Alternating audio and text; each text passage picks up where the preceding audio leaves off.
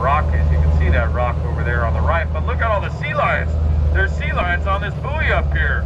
Let's see if we can wake them up for you guys. Oh, look, I woke them up. Hey, get a job.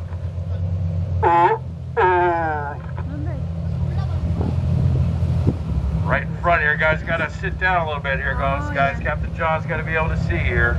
Thank you.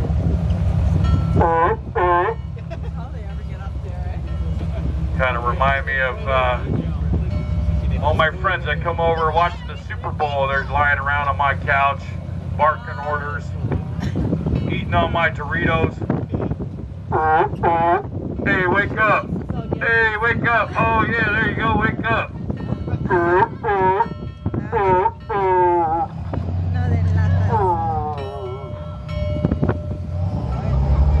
There we go. We woke them up now. Back to Alcatraz here.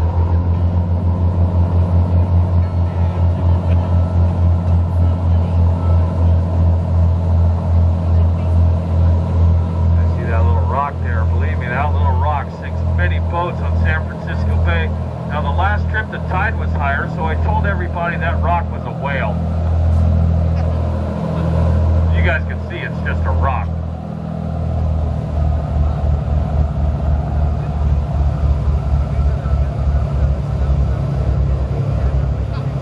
You guys saw that movie The Rock with Sean Connery. We're going to go by a cave, and this cave goes all the way through the island. It connects to a railway, and they would deliver cannonballs all the way around the island.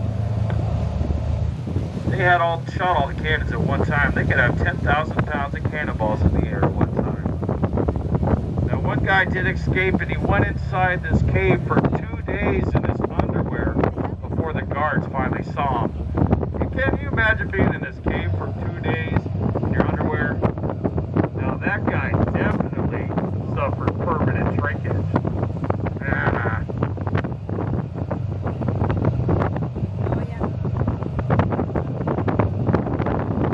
Here's that cave. That looks cold.